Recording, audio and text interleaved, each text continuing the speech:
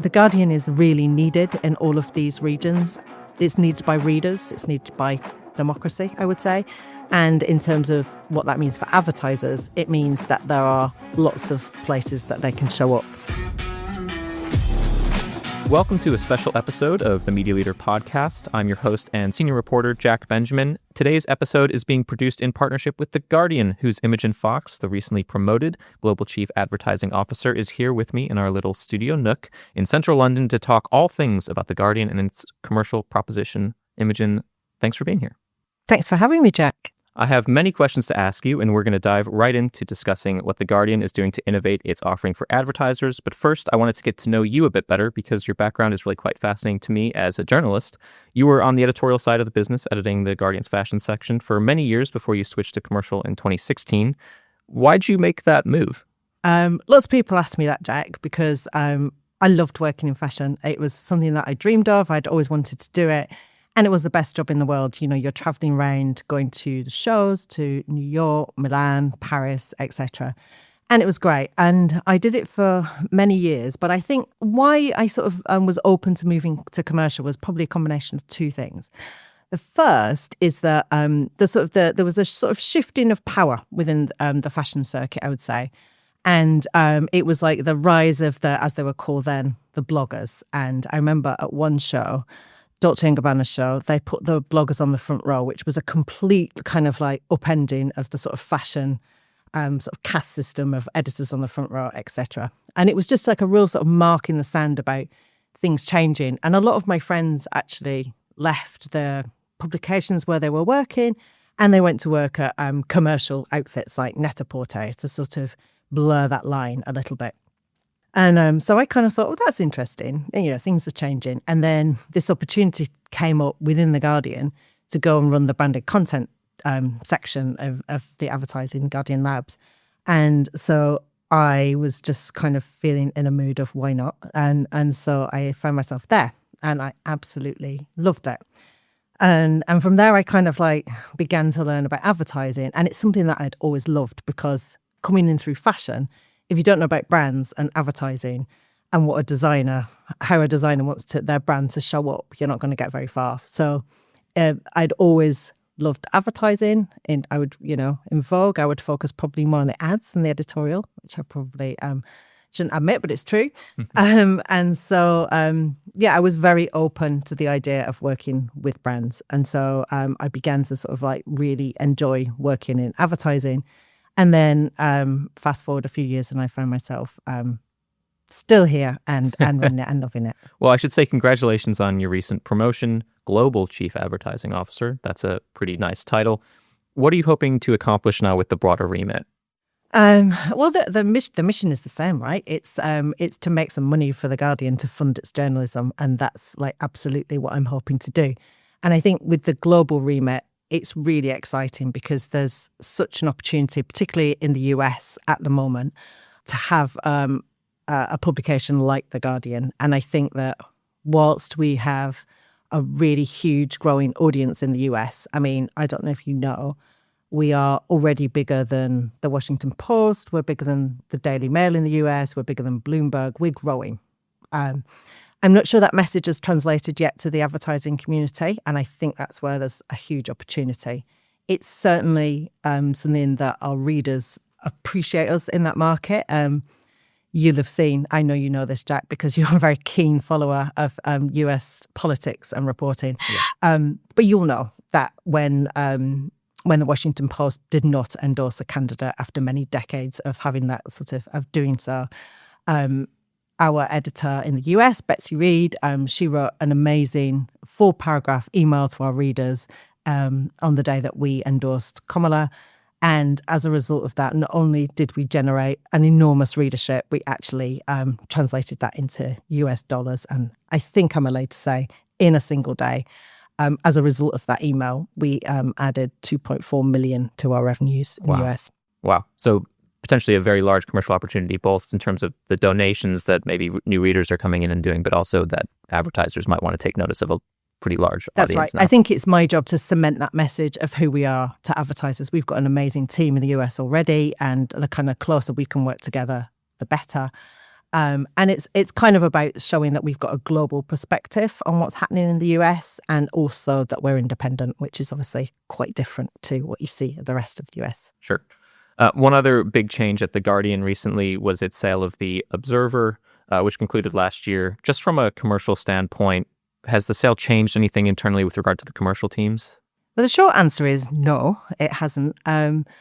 I think what we've always sold The Guardian on and The Observer is a kind of scale, influence and integrity. That's our message to advertisers, that we have those three things. And obviously for the Observer, it's an amazing opportunity to focus on a single brand. And I actually think that's an amazing advertising proposition in itself. But for us at The Guardian, it doesn't change it. No, not at all. I think one thing, I sometimes get frustrated when people who've been in the industry a rather long time will kind of say, oh, you know, as a newspaper. And I'm like, wait, no, we're not a newspaper. We are a news brand. And that means we've got so many different platforms. We've innovated digitally for many years. I mean, we're recording this just the night after the Oscars. That's right. And we are the only news brand to have won an Oscar. So, like, we're not just a newspaper. Congratulations. Yes, thank you. Well, it's a few years ago now. But my point really is that we're not just about selling print pages anyway. We sell all sorts of different formats. And it's when we bring the best of The Guardian to advertisers, that's when we have our most important campaigns. And that's our strategy. So, no, it's not changed. You mentioned scale, influence, integrity as sort of core to the messaging that The Guardian's been trying to push. I'm curious, can you explain that ethos a little bit more for us and unpack what scale, influence, and integrity means and how that's unique from maybe some of the other news brands that you're competing with? I can. But I would say that we're not just competing with news brands, are we? We're competing with everybody, for sure. But I think when we talk about scale, we have 9 million readers that come to us globally every single day that are visiting us. We do have enormous scale. When I talk about influence, you can sort of unpack that in various different ways, really. But what I would say is that we're really influential with our readers, and we have a lot of readers. And when I talk about influence, I don't just mean about people's opinions about the news. I'm talking about all of that lifestyle journalism that we also produce. So we're influential in what we tell people to eat, you know, what we tell people to watch in terms of films or listen to. So we really do have influence. And I think traditionally our readership has been a very open-minded, progressive readership. So we kind of have great influence there. And in terms of integrity, you will know that we banned fossil fuel advertising. And a couple of years ago, we also banned gambling advertising. And they are really obvious things to point to about integrity. I mean, you know, it isn't a principle unless it costs you money. And those decisions did, although they were absolutely the right thing for us to do. But I think one of the problems with having integrity is that people can often mistake that for you don't like advertising, which is absolutely not true. And I think it's important to think about integrity as to how we do things as well. Our advertising experience itself, I would say, has integrity. Having 2 adverts on the page at the same time, at any one time, is a much more, an experience that has a lot more integrity than some things you might see that are hugely cluttered. I want to ask you about the ad experience in a moment. I'm curious if that messaging has resonated more with certain types of brands than others, perhaps? Do you mean that we are favoured by, I don't know, like B Corp and Birkenstocks and that? Well, sure, are you? Yeah.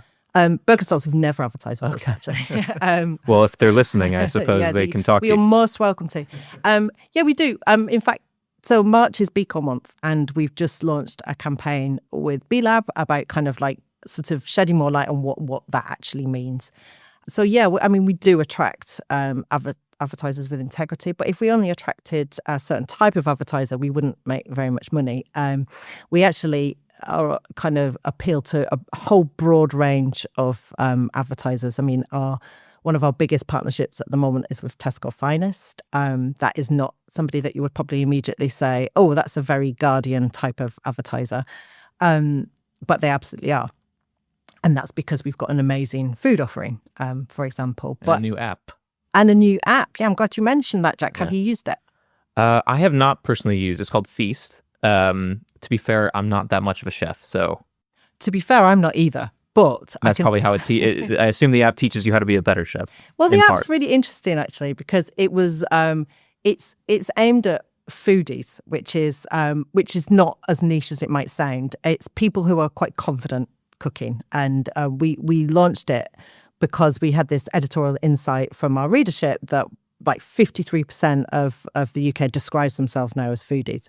That doesn't include you and me, Jack, but it's a lot of I've got people. too many allergies to be a foodie. You've got too many allergies. Okay. I'm sure we can find something for you in there. Yeah.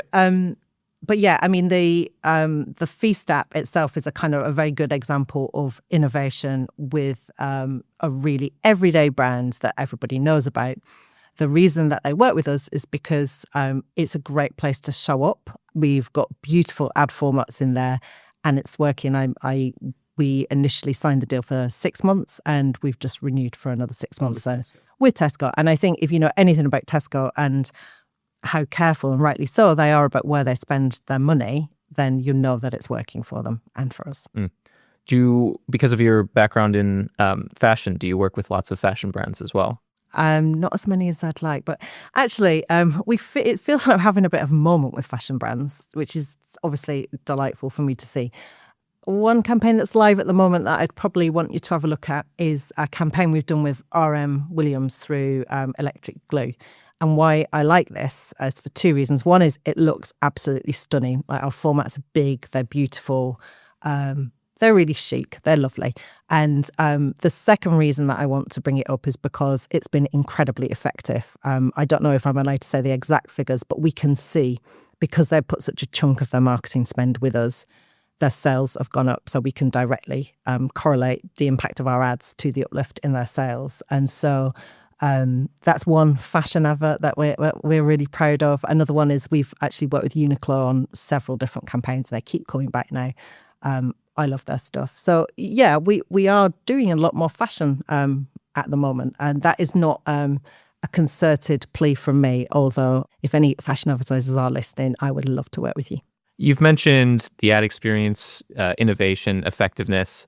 I'm curious, what are new things that The Guardian is wanting to try, both in order to prove that ads are effective on The Guardian, which is probably the number one issue whenever I talk to anyone at agencies or brands themselves about going forward, how effective is your advertising? So I guess what's The Guardian doing there? And in terms of the approach to the user experience and the ad experience, is there anything that The Guardian is working on in order to deliver something that's, I guess, still respectful of users, but also that advertisers would be potentially more keen to lean into? Yeah, I mean, there's a few things there. I think basically one thing that you're sort of talking about is innovation, I think. And one of the things that we've always done really well at The Guardian, I think, and thought about is that innovation is not just about tech. It's not just more tech, more data. It's about thinking about how you do things, and it can mean doing less things, and it could be doing them in a better way. So one of the we have some research which is just going into field at the moment, which is, as you'll have noticed, our page doesn't look like our competitors' pages. It's a lot cleaner. We've followed a principle of fewer better when it comes to ads for a long time. And what we're actually doing now is proving that that is more effective for advertisers. I mean, other people have proved this before. It's common sense. I could say to you, if I show you 15 ads or one ad, what are you more likely to remember? I'm sure you would say 15's a lot to recall. One's a bit easier. I would say that, yeah. I won't test you. So that's something we're doing. I think that you've written about it, actually. And it's top of mind today again with B Corp, Guardian Lite, which is our solution for serving ads to people who don't want to be tracked around the internet. By its very nature, it's carbon light as well, because obviously there isn't as much data produced in the serving of that advert.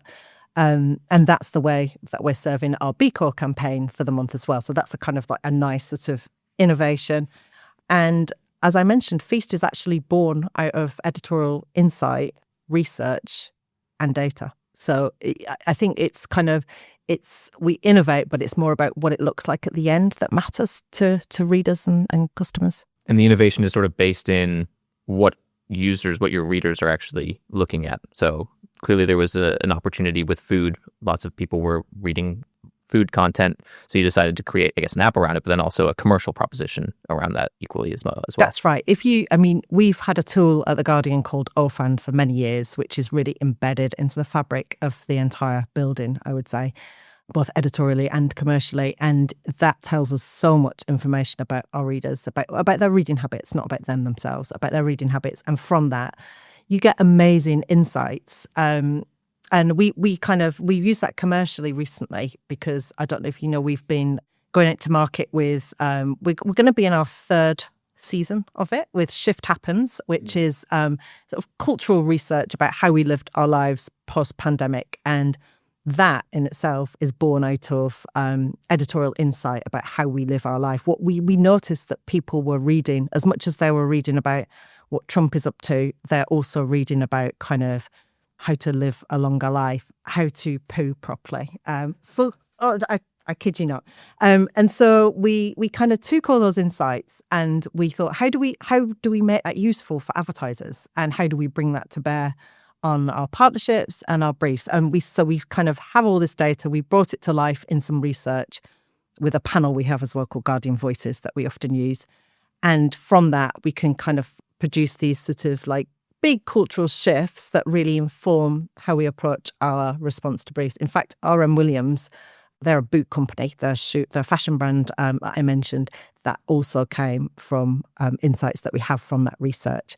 And we did a bit of a count up of how much money that have brought us in, and it's now at 1.5 million. So it's useful to take those editorial insights and to translate them into how we can work better with brands.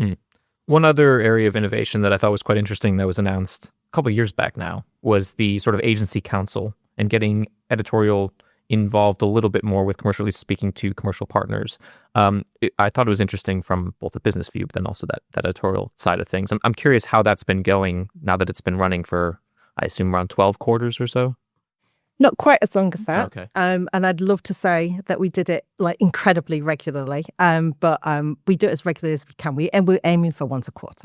I think as well, this came from like post-pandemic, like everybody was dispersed and we were like, come into The Guardian, tell us what you think. And in return, we'll share some things that we're up to and some, guest editorial speakers that will give you an insight. So we had one just before the, was it the Euros or the World Cup? I'm not a football fan.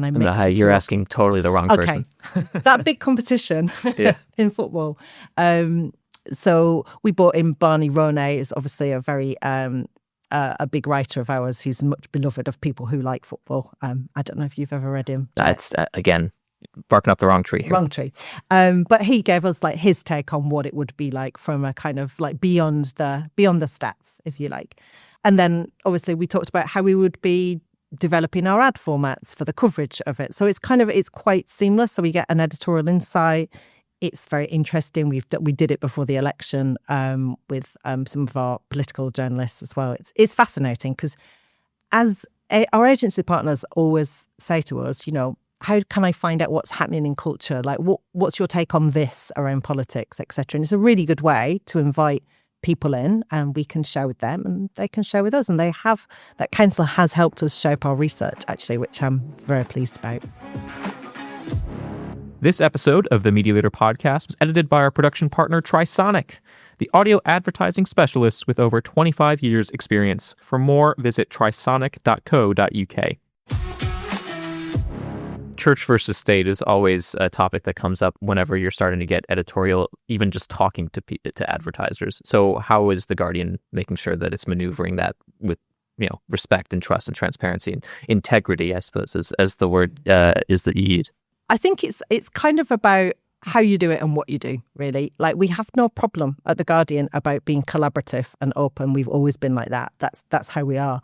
It's in our DNA, really. So it's about it's not about blurring the lines. We've always been really clear about what's an advert, what's commercial, and what's editorial. And our readers are really appreciative of that. And actually, in the end, so are our advertisers, because we do stand for trust and integrity, and that's important. That's an important thing for an advertiser to buy into.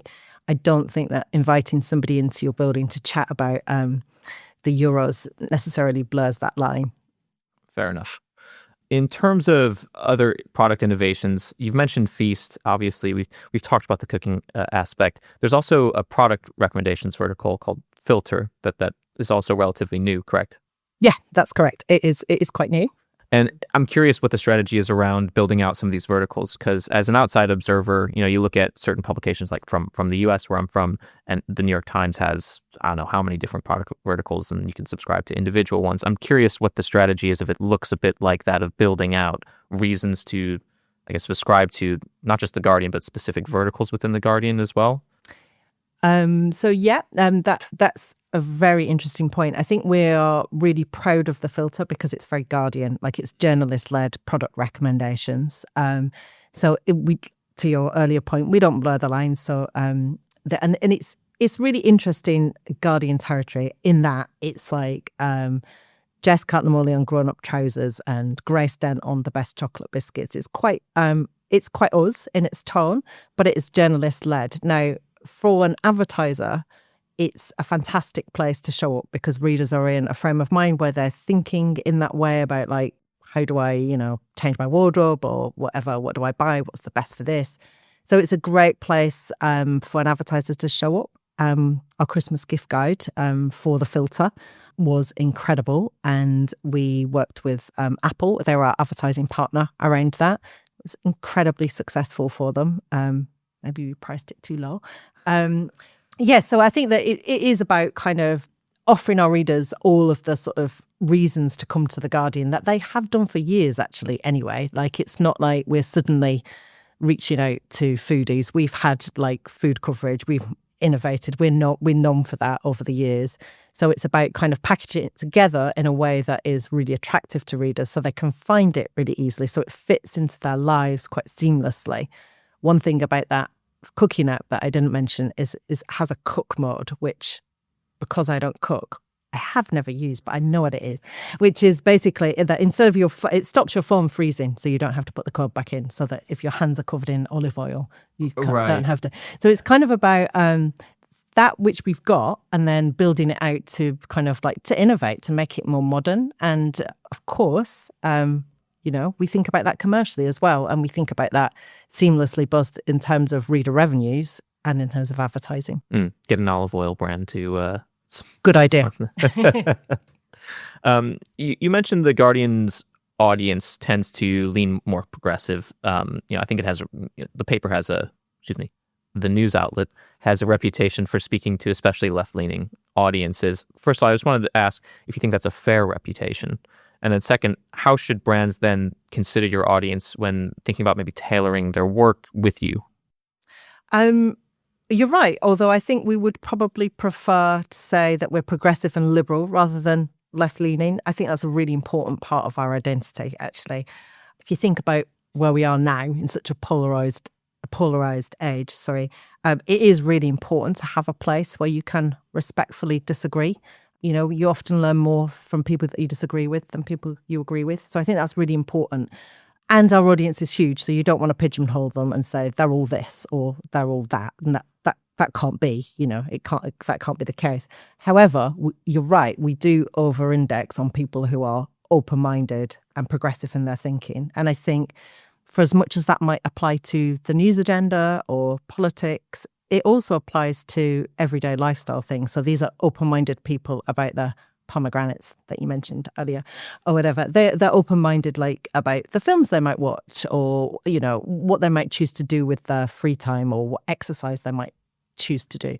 So what an amazing place for an advertiser to show up, a quality environment where people are open to new things. I mean, that's what you would write down if you're an advertiser, what I want. I want to reach customers that are open, willing to try new things in a really quality environment. And now that you're in a global role, does that shift depending on the region that an advertiser might be working in? What do you mean? That they might be... Are progressive thinkers different in the UK than Australia or the US? There'll be nuances, of course, but I think there'll be a lot in common as well. I mean, at the beginning, I talked about our US audience being really kind of open-minded and wanting a global perspective on what's going on in their country right now. If you look at Australia, similarly, the sort of the news is in a very narrow set of hands. So I think The Guardian is really needed in all of these regions, and I think it's needed by readers, it's needed by democracy, I would say. And in terms of what that means for advertisers, it means that there are lots of places that they can show up. I wanted to ask you a couple questions around the topic of brand safety. As the media leader and others have reported for years now, brand safety remains not only of high importance to advertisers, but also it has been harmful to many publishers, primarily through keyword block listing, especially running ads against, I guess, the more quote unquote controversial content, which would be politics or crime or things that for some reason brands don't want to be associated with. But within the past year, there's been research from Stagwell, Teeds, and Lumen that shows publisher content is brand safe regardless of whether you're advertising against quote unquote hard news versus soft news. I'm curious, it's been a couple months since those research reports came out. Have you seen any difference in the needle moving with regard to advertisers being more open to advertising on the more quote unquote hard news, I guess? So I think it's really frustrating because whilst it does feel like there is momentum building about responsible advertising and responsible reach, like kind of thinking beyond that blunt metric, that blunt tool of like blocking any content that might be hard news or harmful or whatever. I think there's a lot of talk about that. I think that there probably isn't enough action done around. I would say that, obviously. But having worked at a news organisation for many years, and you see how careful we are about where we put brands, nobody's going to put an advert next to a really, really sensitive news story. That wouldn't be right for readers or advertisers. And a human being who is editing that page is absolutely an experienced person, is the best person to make that call, I would say. I wish more brands would realise that. Instead of lumping together The Guardian with, the massive long tail online. I think that's the problem, right? That we're just lumped together with all online advertising as opposed to being a very different kind of environment. So I don't know. I think there's more debate, and that's good. And, you talk about it a lot with your podcast, and that's really helpful. Thank you. It's an important topic. Yeah, it is an important topic. And I do think, like, we have a lot of advertisers and we're doing really well. Our numbers are up. So I can't say that like it's the same for every advertiser. I pointed to BT earlier around our election coverage, that as proof. That was the one sponsor that was around single the Guardian's sponsor around coverage. The Guardian's UK right. Election coverage. And in that, you can just see that it is, it's effective for advertisers to show up in places that are brand safe, but are also, hard news. I just think the problem with that technology is its universal application, really. It's not like, not all places are the same, and yet they're judged the same by that technology. And, colleagues at Reach often point to their coverage of football being blocked because of the word shoot, which is just, I love that because it's such a stupid, it's such an obvious, stupid thing. And common sense just tells you that's nonsense. And yet... Yeah. That the word shoot could be used in a variety of different contexts that aren't necessarily violent. It certainly can, yeah. What do you think is causing brands to continue using those types of keyword block listing practices? Is it just a general fear? I'm not sure, because they traditionally with social media, they've always trusted the platform to do it for them, and as we've seen in recent times, that they've rolled back from moderating those platforms. So I don't know why it's trusted there, but not in quality news environments, but it is what it is. I think it's on us to explain why we're effective, not necessarily why you should just advertise there because we're brand safe, but why it's an effective place to be. I think it's on us to do that. You mentioned that The Guardian is important to democracy. It's part of the message. Quality journalism has come under political attack, especially in the U.S. market that you've seen great growth in, apparently.